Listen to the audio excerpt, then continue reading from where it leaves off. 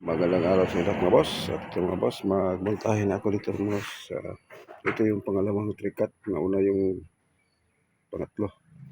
Dahil ito yung tinutuyo ko muna itong kahoy niya dahil basa. Ngayon medyo okay ito. Ang kakabit pala nito mga boss ay Yamada na Luger.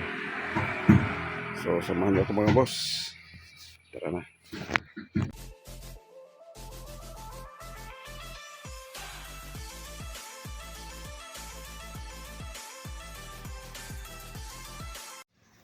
Ito na siya mga boss. Ganito lang pong ano niya mga boss.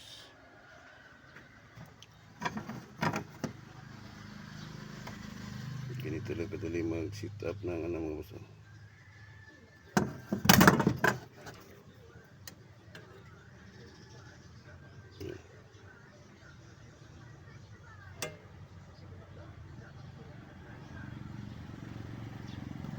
Tapos yung yan mga boss.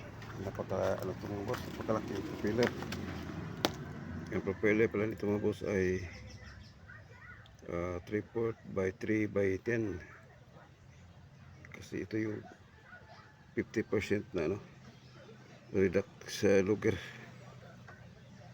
Tapos yung lalim nito mga boss, uno pa rin.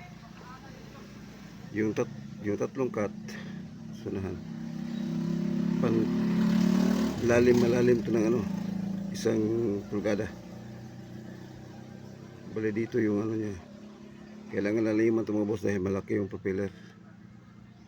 Malaki yung saka lugar ito mga boss. Kita mo yung propeller na laki. Para hindi sa sasaya dito sa ating malapit na po siya. So kung babawa natin baka pumalo dito. So ganito lang mga boss. Uno pa yung baba ng dulo ng propeller pag ganito nakatayo dun sa tatlong cut. Okay mga boss, tipix ko muna itong kasko para mabutasan ko na. Natapos na masit up ang makina. So mga takip na lang kulang ito kaberta.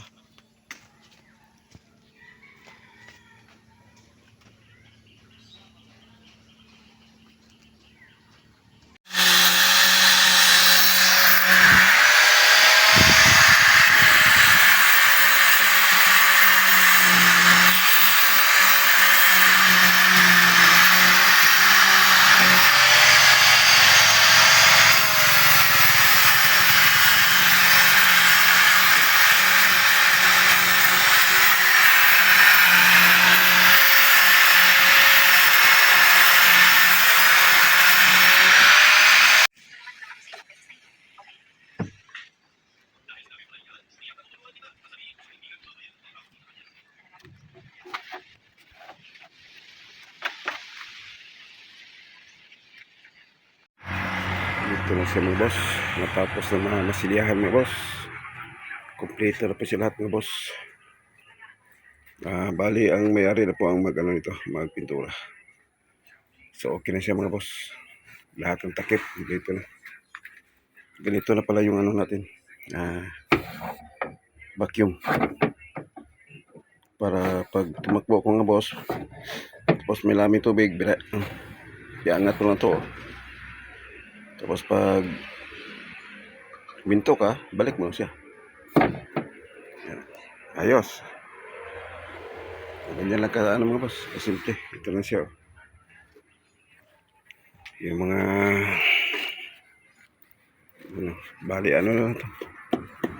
Epoxy na lang to dito sa mga sa kay Paco.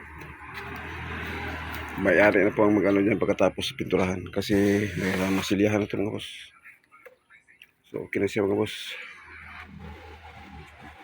Ang susunod ko titrahin mga boss ito, double body na parang yati mga boss. Kaya abangan nyo itong isa mga boss. So hanggang dito lang muna sa aking video mga boss. And God bless po sa inyo lahat mga boss.